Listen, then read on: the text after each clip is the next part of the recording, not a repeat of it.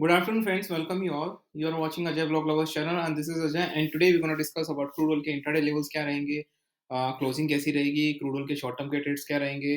तो दोस्तों उससे सबसे पहले न्यूज़ दोस्तों कि आप लोग है ना देखो जो सेबी की गाइडलाइन आई है उसके हिसाब से हमें हमेशा चौकस रहना दोस्तों। ध्यान रखिए कि कोई भी मैनिपुलेटिव न्यूज़, किसी भी तरह की मैनिपुलेटिव न्यूज़, अगर आपके पास कोई भी न्यूज़ आती है, तो पहले आप उसकी ऑथेंटिसिटी चेक करिए, उसी के बाद आगे फॉरवर्ड कीजिए। क्योंकि अगर आप बिना ऑथेंटिसिटी चेक किए अगर आगे फॉरवर्ड करेंगे, तो आगे बहुत लोगों का नुकसान हो सकता है।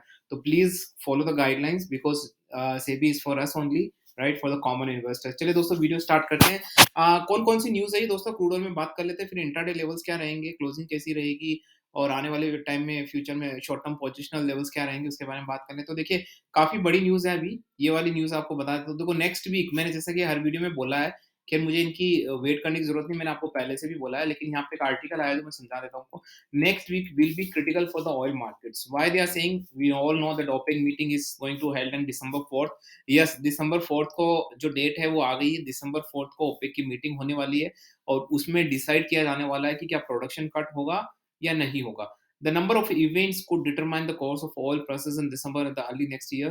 The beginning of the EU embargo on Russian seaborne crude oil imports add another layer of uncertainty to oil markets.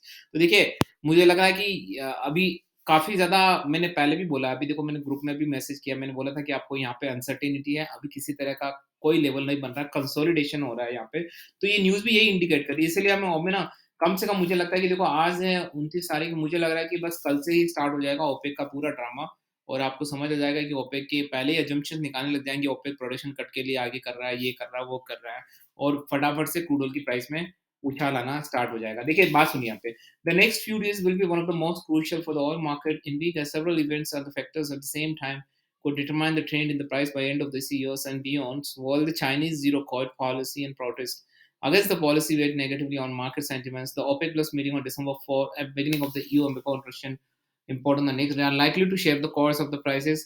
तो बेसिकली यहाँ पे यही हो रहा है कि देखो अभी जो ओपेक का है ना, ऐसा कोई आया ही नहीं, देखो सेंटिमेंट्स नहीं आया, वो आएगा मुझे लग रहा है कि देखना आपको डेफिनिटली आपको बाय टुमारो, तो मेरे को लगता है आज भी आ सकता है, बाय टुमारो तो डेफिनिटली स्टार्ट हो जाएंगे इसके, देखना। On the following December free EU ban on the import of and the associate will begin. So many देखो एक तरफ तो प्रोडक्शन, अगर आप ओपेक का बोले तो हमको लग रहा है कि प्रोडक्शन कट होगा, दूसरी तरफ ईयू बैन करेगा रशियन क्रूड ऑयल पे, सैंक्शन लगाएगा, कुछ लगाएगा, तो बहुत सारी हलचल होने वाली है। अब इस हलचल का क्या इम्पैक्ट पड़ेगा वो भी हम बात करेंगे। देखिए तो देखिए अब बात कर लेते हैं कि what will OPEC plus do. अब इन्होंने अपनी थ्योरी बताई है, देखो आपने मेरी थ्योरी तो देखी है मेरे हर वीडियो में। A wallet move down to the price begin on the number after the Wall Street, ये वो बात आपको पता ही है। Now that it is engaging in any discussion with other OPEC member to change the last agreement, which is valid at end of 2030, ठीक है ना, we remain committed to OPEC plus aim to balance the oil market a week later as of November, considering the oil price slump to the lowest level earlier। देखो यहाँ पे वापस से production cut ही होने वाला है, अगर अभी देखो अभी कोई कंफर्मेशन नहीं है दोस्तों, ध्यान रखिए दोस्तों, ये न्यूज़ आती रहती है कि assumptions आते रहते हैं कि हो सकता है प्रोडक्शन कट हो सकता नहीं हो, बट अभी जो मार्केट ओवरऑल जो सेंटिमेंट्स लिख रहा है नो, ठीक है ना, जैसे देखो यहाँ पे लिखा most trader analysis filled by Bloomberg Monday expect further OPEC cuts to headline production targets, right, but we have to see कि क्या होने वाला है। ठीक है ना, अगली न्यूज़ है देखिए दोस्तों, यहाँ पे बहुत बड़ी न्यूज़ है कि China and India are buying Russian crude at 40% discount. तो अब और ज़्यादा डिस्काउंट हो गया। देखो जितनी ज़्यादा रशिया पे प्राइस कैप लगेगी उतना ही ज़्यादा चाइना और इंडिया को फ़ायदा होगा। दोनों भर-भर के लेंगे।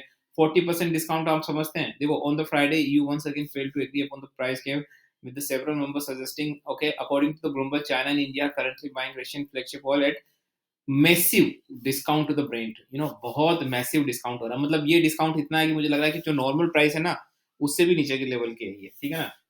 तो आप मान के चलिए कि हमारे ऊपर अभी कोई फ़र्क नहीं, जो रशिया यूक्रेन वार से पहले जो नॉर्मल प्राइस थी, उसी प्राइस में हम ले रहे हैं। हालाँकि ये बोल रहे हैं 40%, बट ऑलरेडी काफ़ी हाई हो, तो उसपे 40% डिस्काउंट नॉर्मली बनता है, राइट?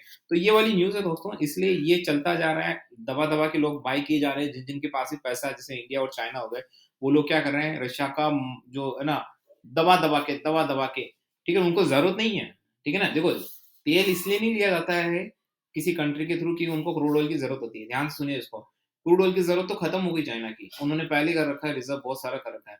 वो मुनाफ़ा कमाने के लिए भी लेते हैं। अब मुनाफ़ा आप सोचेंगे कैसे कमाएँगे? देखो बहुत सारे तरीके हैं मुनाफ़ा कमाने के, ठीक है ना? सबसे पहले इंडिया क्रूड ऑयल ले लेगा सस्ते में, बाकी कंट्रीज़ रशिया से नहीं ले रही, यूरोप नहीं ले रही, तो उन कंट्रीज़ को ये क्या करेगा, रिफाइन हमारे राइस रिफाइनरी वहाँ से रिफाइन करके उसके जो बाय प्रोडक्ट्स है वो आगे भेजेगा दूसरी कंट्रीज़ में महँगे दामों में। हो सकता है यूरोप को ही वापस भेज दे पीछे के रास्ते से, राइट? कुछ भी हो सकता है, राइट? तो उसमें ये कमाते हैं, ठीक है ना? सिंपल सी बात है। तो इनकी कमाई हो रही है एक तरीके से रशिया का ऑयल खरीद के इंडिया, चाइना की, समझ रहे हो आप मेरी बात? तो बहुत सारी चीज़ें होती है, शायद वो मैं डिटेल में समझाऊँगा तो बहुत लंबा हो जाएगा वीडियो। चलिए बात कर लेते हैं, फटाफट से चार्ट पे आ जाते हैं और चार्ट के बारे में बात कर लेते हैं कि भाई क्रूड ऑयल का चार्ट क्या रहने वाला है। देखो अभी आपको दिख रहा है 79.01 पे है, तो मैंने बोला जब तक ये 80.20 को क्रॉस नहीं करता, अकॉर्डिंग टू जो टेक्निकल चार्ट का एनालिसिस है, देखिए अगर आप यहाँ पे मैं बता देता हूँ आपको क्या लेवल्स हैं, देखिए। देखिए, ये जो अगर आप फिबोनाची सीरीज़ जनरेट करते हैं यहाँ पे, तो मैं 1 वीक का चार्ट, अगर आप फिबोनाची सीरीज़ जनरेट करते हैं, तो देखिए यहाँ पे सारी न्यूज़ आ गई है। जिस तरीका का यहाँ चार्ट का एनालिसिस बता रहा है, मुझे लग रहा है कि जब तक ये 80.20 को क्रॉस नहीं करता है, फिबोनाची सीरीज़ जनरेट करी दोस्तों, जब तक ये 80.20 को क्रॉस नहीं करता, मुझे नहीं लगता कि इसमें कोई बहुत बड़ा उछाल संभव है। अगर 82 80.02 करता है, तो डेफिनिटली आपको 82 के लेवल तो फटाफट देखने को मिल सकते हैं as per the chart analysis. And अगर डाउन साइड में अगर हम देखें, तो डाउन साइड में देखिए जब तक ये 78 के नीचे नहीं जाता, ठीक है ना? तब तक मुझे नहीं लगता है कोई डाउनसाइड के लेवल, लेकिन अगर 78 के नीचे जाता है तो आपको वापस जल्दी से 76 के लेवल्स ही मिल सकते हैं। 77 तो डेफिनिटली शॉर्ट मिल ही सकते हैं, राइट? तो अब आप मुझसे पूछेंगे कि सर शॉर्ट टर्म पर्सपेक्टिव में आपका क्या ले, अभी मैं इंडियन मार्केट के बारे में बात करूँगा। तो शॉर्ट टर्म पर्सपेक्टिव में मुझसे पूछेंगे तो मैं ये बता पाऊँगा, देखो शॉर्ट टर्म पर्सपेक्टिव में अगर आप मुझसे पूछें, देखो 2 मिक्स मीटिंग्स आने वाली है। एक तो होने वाली ओपेक की, जिसमें अगर मैं मान के चलूँ, अगर मान लो प्रोडक्शन कट हुआ है, तो उसके प इम्पैक्ट क्या होंगे? प्राइस बढ़ेगी ऑब्वियसली, राइट?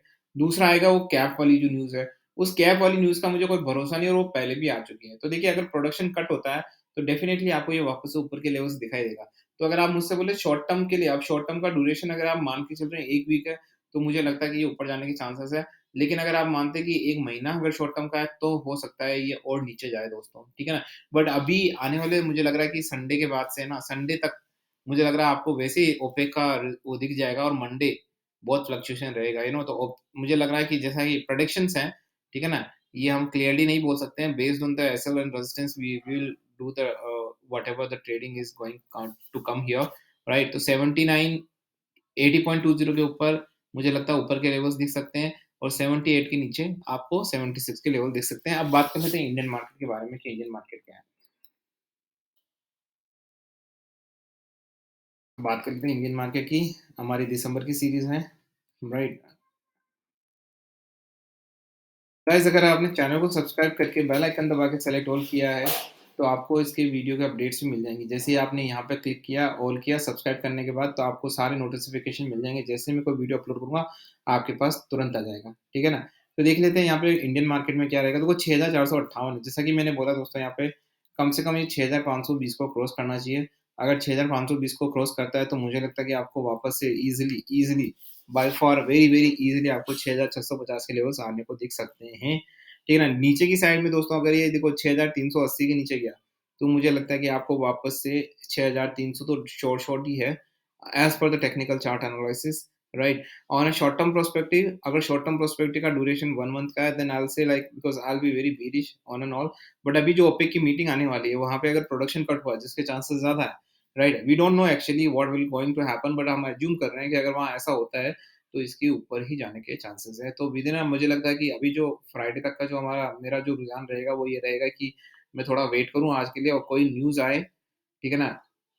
और ऊपर के लेवल्स हमको यहाँ पे दिखाएँ। ठीक है ना? तो दोस्तों डिस्क्लेमर देता हूँ, this channel is only for educational purpose, यहाँ पे किसी भी तरह की बाय सेल की रिकमेंडेशंस नहीं दी जाती है।